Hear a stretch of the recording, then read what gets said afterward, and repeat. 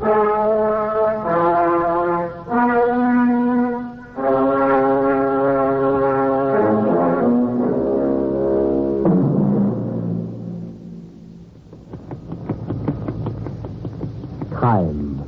the silent herald of life and death, success or failure. The unseen force that measures man's destiny, reaching its most fateful moment as it slowly strikes the 11th hour.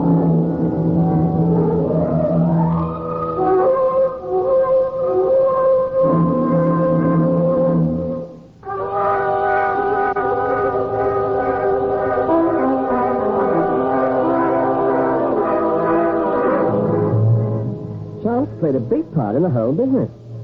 At any rate, it was chance that began it all. For if I hadn't gone into that particular cafe on the banks of the Seine at that particular time, Oh, but then I'm getting ahead of my story. There were tables outside with gaily striped little umbrellas over them, and I sat at one and ordered a cafe au lait. The man at the next table glanced idly in my direction and then continued to gaze with an odd mixture of astonishment and something else. After the waiter had brought my coffee, he picked up his drink and crossed to my table. Monsieur Permit. Oh, I'm always glad of a little company. You are a stranger in Paris, perhaps? On holiday. I arrived yesterday evening. Ah, yes, Paris in the spring, very charming. May I introduce myself? Honoré Lestat. Oh, Geoffrey Poppet. I'm happy to know you, Monsieur Poppet. As we sat there, chatting idly, I began to wonder why this Frenchman should be so interested in me. In spite of his air of polished charm, there was a certain cold wariness about him. And he seemed to be showing an abnormal curiosity in the details of my life. I must have shown that I was getting a little restless. 1,000 pardons.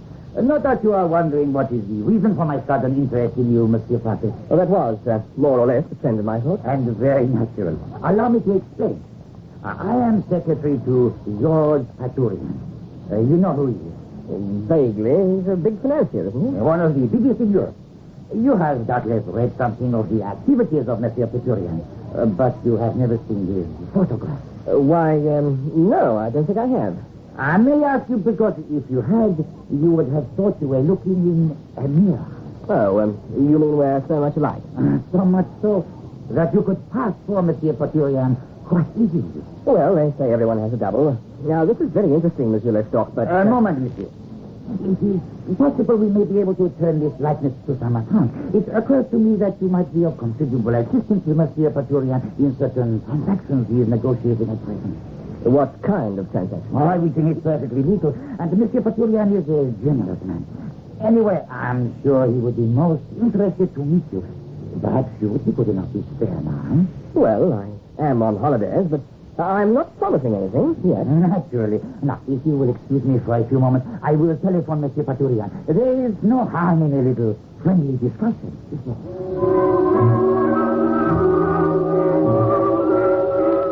I was curious to see my fabulous double, so I went with Henri Lestock.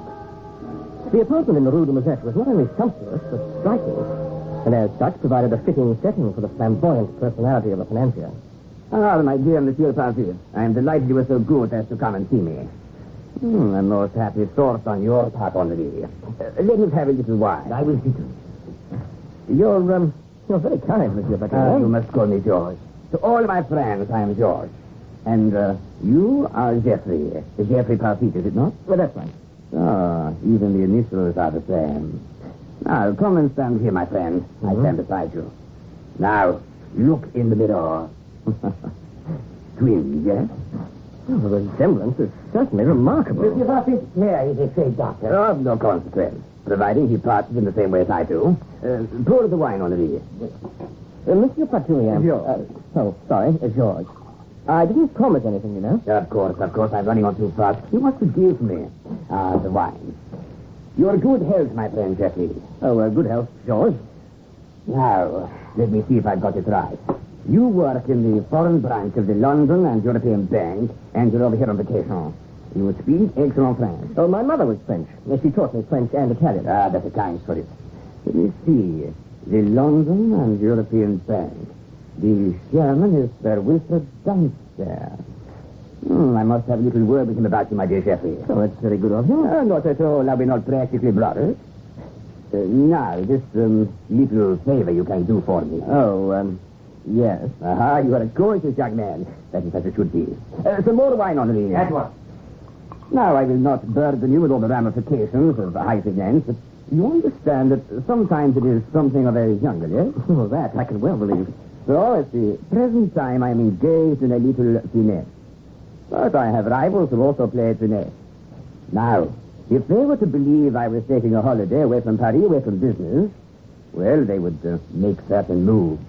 And if I were really on the spot, I could give them a big surprise. A very big surprise. So you see, Monsieur Patit, all Monsieur Patorian wants you to do is to take your holiday somewhere else and take it as Monsieur Patorian. And that's all? Certainly. You will be doing me a very great service. I should be most happy to pay you, say, 1,000 pounds for your trouble. 1,000 pounds? It's a nice round figure. Where must I go? Anywhere you like, my friend. You choose the place. We will arrange the reservations. The suite, the best hotel, everything. It's a bill, yes. Well, as long as that's all there is to it. Good. Now, let's see what it is to English. Let us have a look at my wardrobe, and we will pick you up with a dozen or so more suitable to my style. Oh, and here, take this passport. What about my things at the hotel in Paris? Oh, Henri will collect them and keep them here for you. Now, we'll go down to my garage, and you shall choose which car you would like to take. Have you decided where you would like to go? Well, Riviera, I think. Perhaps the Italian coast. Ah, excellent. These cars too crowded. Let me think. Yes, Savona. You remember Henri? I went there 3 years ago. Beautiful scenery, beautiful girls. Charming. We reserve a suite at the Grand Hotel. You should take the blue train to Marseille, and you can drive from there along the coast. It is very nice. Very nice indeed. So I set off as Monsieur Georges Paturien. It all seemed a bit unreal, but I told myself I'd better make the most of it. It's only once in a lifetime that you live like a millionaire on someone else's money. I sat in the dining car of the blue train that evening, watching the platform of the Gare de Lyon slide away from the window. I was finishing my soup as the chef de train came along. Monsieur Patorian? Oh, yes? Monsieur, please accept my most humble apologies. I'm definite that you should be inconvenienced in any small way. Oh, well, what is it? The sleeping compartment, monsieur, there has been a stupid error. The wrong number has been placed on your ticket. That compartment is already taken. Oh, you mean I haven't got one? Oh, no, monsieur. It is merely that you were given the wrong number. Your compartment is 31, not 21. Oh, well, it's all right. There's no difference in the compartments, is there? Oh, none at all, monsieur. It is just that the number is wrong. I regret that. Oh, that's all right. What about my luggage? Oh, it is in number 31 now. Everything is ready any time you wish to retire, Monsieur Patorian.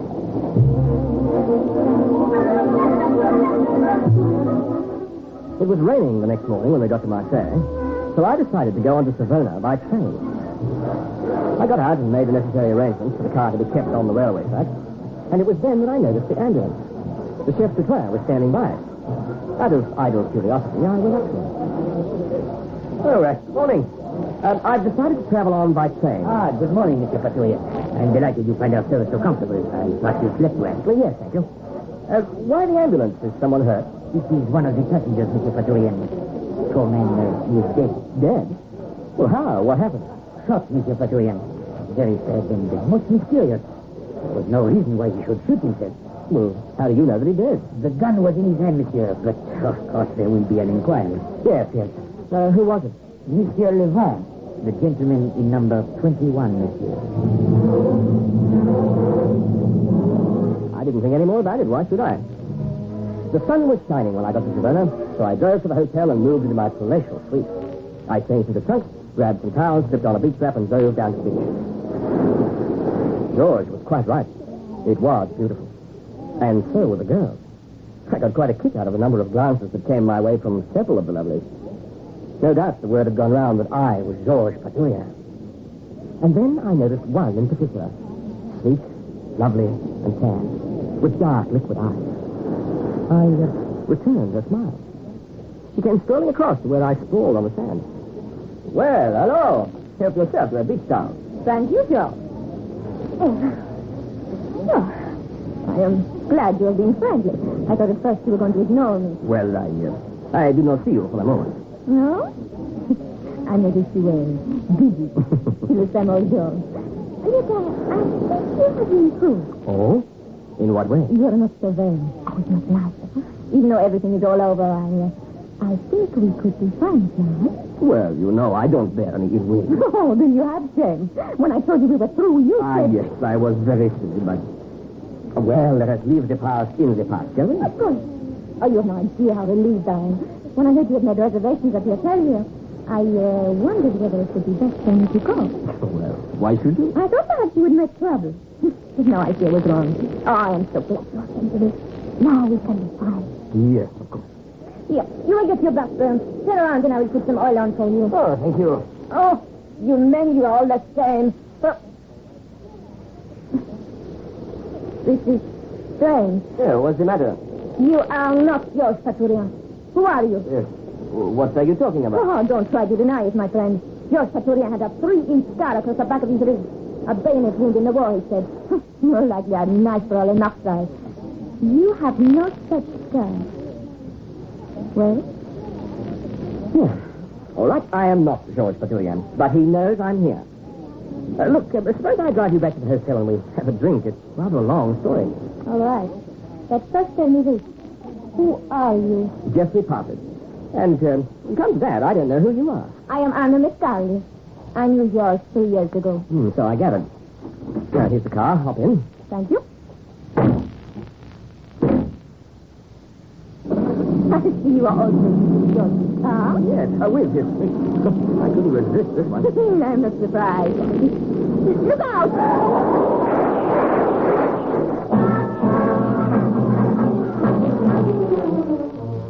Fortunately, we weren't going very fast because both the brakes and the steering wheel refused to answer to any control. The lampstand we hit made a bit of a mess of the bonnet, but that was about the extent of the damage. And we both climbed out, merely a bit shaken.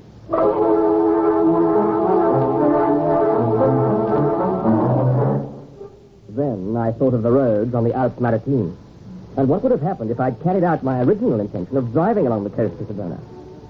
I thought of the dead man in compartment 21. And I realized that someone was trying to kill Georges Paturian. In other words, me. Which made me the bunny.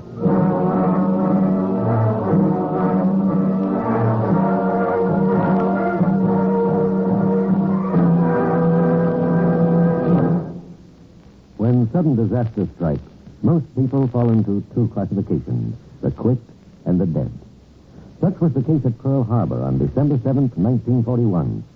On the USS California, Lieutenant, then gunner, Jack Ferris, was in charge of the ordnance repair party when the first torpedo exploded right under his station. Severely injured and stunned by concussion which blew him 10 feet into the air, Ferris quickly recovered and set up a hand supply ammunition train for the anti-aircraft guns. Oil and water were rushing in upon trapped crewmen through a gaping hole in the deck. Men were overcome by the fumes. When a second torpedo struck, Ferris ordered counter-flooding. Although twice rendered unconscious by nauseous fumes and badly injured, Ferris gallantly risked his life in rescuing many shipmates who were about to drown in oil. By his inspiring leadership, he kept the ammunition flowing and was largely responsible for keeping the USS California in action during the attack. Gunner Jack Ferris's heroic actions throughout the fighting exemplified the values and ideals inherent in the code of conduct of American fighting men. Men who put their trust in the United States of America.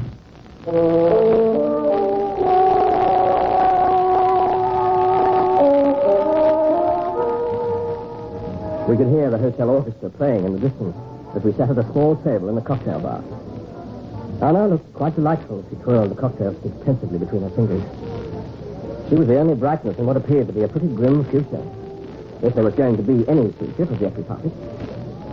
Well, I might as well make the most of what there was, so I crooked my finger and silently the waiter deposited 2 more drinks in front of us. Anna looked reflectively from her drink to me. You know, Jeffrey, you're much too nice a person to die so young. Oh, I don't know about that, but I'm certainly very interested in avoiding such a catastrophe. Possibly. But how do we know he anticipated these attempts for David and Mary? No, not really. Well, but I'm what the Americans call the fall guy. Oh, yes. George would know you played with some very tough people. Oh, you'd not without a expecting college. Nobody is prepared to take a chance for the big state. And then Ollie tells him about me. Now, can George decide that if someone is going to play us, It would be far better to flare up with you instead of George. But it was so typical of George. And I stand for it. You know, Anna, I think you better carry out your original idea and leave. Oh, are you really tired of my company? By no means. But it might not be too healthy for you. It's so feel like. It's easy to see the drums George. All the same, I am not going. The question is, what are you going to do? Well, I'm going to be very careful. Very careful indeed. You could return to Paris. I could try, but there's no guarantee I'd get there. I can't return to England without picking up my passport and clothes from George. No, I think the best thing to do is to stay here and hope I'll survive until George pulls off his deal, whatever it is. Oh, look. Look. What? No, he's coming across to us. He's got a nerve. Oh, you are here. You look surprised, Dory.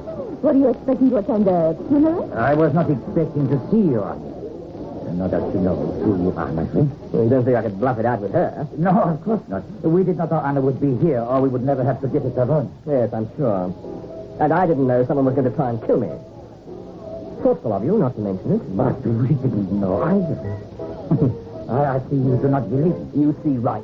The first we knew of it was when George read in his morning paper of the man who was killed in your sleeping bag. Then he realized what was happening and sent me to warn you immediately. Well, I had the warning when the second attempt was made. No, you were wrong. But please do not regard us as monsters. Well, if we were, why should I rush across half a continent? I tell you, I haven't slept for 24 hours. All right. Let's take your good intentions as read. The point is, what do we do now? We must leave here immediately. I have a car outside. If we get away quickly and keep moving, it will be difficult to trace us. Yes, that makes sense. All right, I'll see to the luggage. No luggage. Leave everything at the hotel. We must not advertise our departure. What about Anna? I think Anna had better come with us. They might try to find you, by bringing pressure on her. Yes, that's true. Will you come, Anna? Of course. I will get my stirrup. It will be cold riding through the night. Then hurry, and nothing else, man. It must appear that we are merely going out for a little fresh air. Is there anything following us? No, nothing at all in sight. Nevertheless, we had better make sure. Switch off the light and pull into the side of the road. By the edge of the cliff here? Yes, this will do nicely. Cut your engine. It was as the car came to a standstill that I suddenly remembered. Alden had said he had no sleep for 24 hours. It only took 4 hours to fly down from Paris. So he'd come by road. And that meant he must have left last night, the same time as I did. He could have boarded the blue train at Lyon and shot Monsieur Lavant. He was putting his hand into his jacket pocket as I reached behind him and grabbed his arm. As the big revolver came out, I put an arm lock on him. But the barrel of the gun was against Anna's side. Drop that gun or I'll break your arm. Not quick enough, my friend. If you put any more pressure on my arm, I shall pull the trigger. Keep still, Anna. So it was you that tried to kill me. Let go of my arm, or I'll pull the trigger. Listen, I swear to you that if you fire that gun, I'll break your arm immediately and your neck within 2 minutes. I shall count up to 5. If by the end of that time you have not released my arm, I assure you I shall fire. Don't release him, Jeffrey. He will kill anyway. 1, 2. You have no chance, my friend. Neither of you. I mean what I say. Release my arm, and we will talk. No, Jeffrey, no. We talk now. No, when you release my arm, 4, you are stupid. Very well. 5. Well, do we talk? Too late. Your nerve is good. Oh, don't let him go, Jeffrey. Don't worry, I won't. Just remember what I said about breaking your neck if you feel like firing that gun. An interesting situation. If I fire, you kill me. If you try to disarm me, I kill Anna. And get killed yourself. Quite. So, we are at a deadlock. But I think I have the advantage. You dare not do anything, and you will get fired first. Someone will come. No. It is a remote part of the coast. And, of course, there is no one following you at all, my young friend. Why do you want to kill me? Things had been going a little wrong with our affairs. So George and I decided it was time to leave with, of course, several £1,000,000. We had arranged everything except one important detail, which was solved when we saw you. A perfect. If Monsieur Georges Paturian dies in Savone, the police will look no further for him or the money. And what about Anna? We did not expect Anna to come into the picture, but she is a meddler, so I'm afraid Anna will also have to go. I've told you what's going to happen if you touch Anna. There's a car coming up the hill. So it won't stop.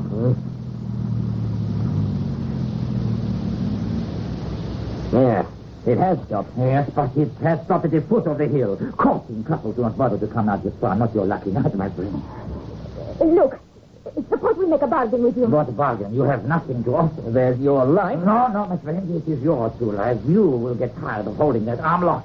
And I have the only gun. Then Jeffrey must be sure and kill you before he gets tired. Jeffrey will not do that at the expense of your life, Anna.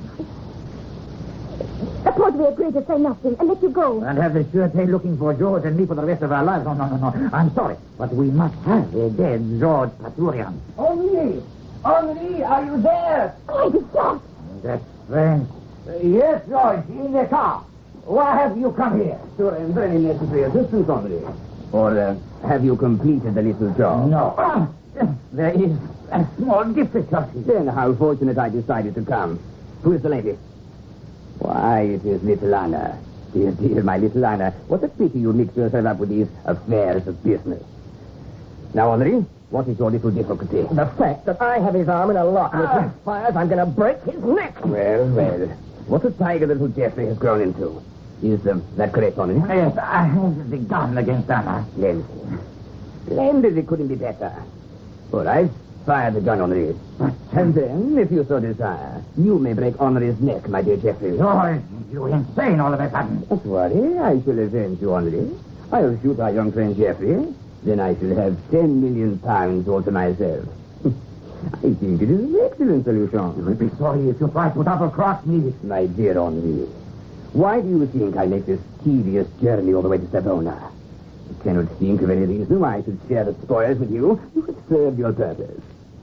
Now, are you going to shoot Anna, or shall I start the firing?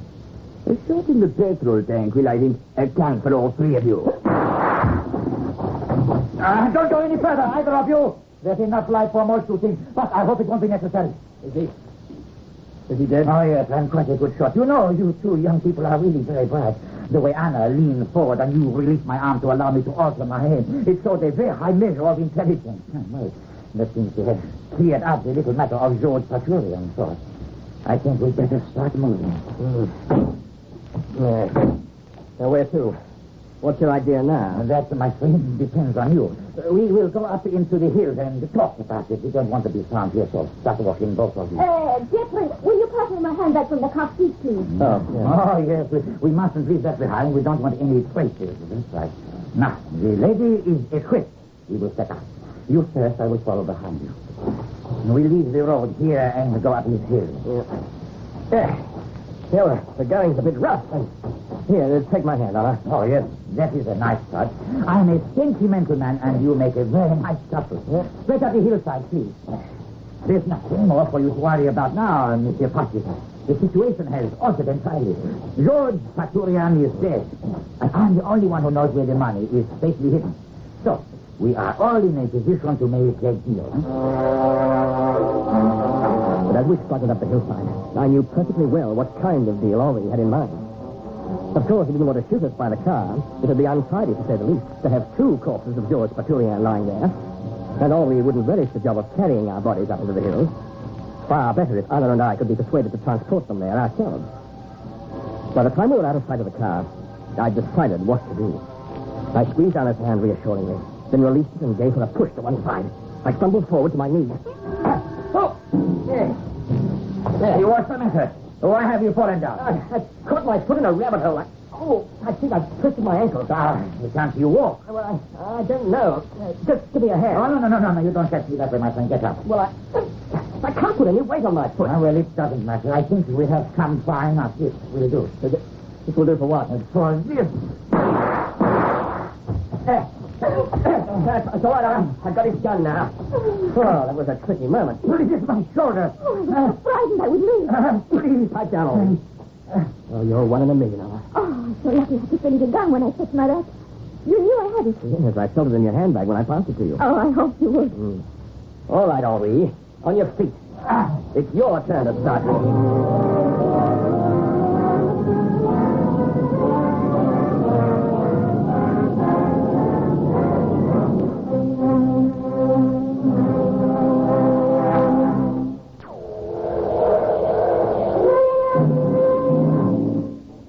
listening for another mounting drama of action and suspense when we again bring you the 11th Hour.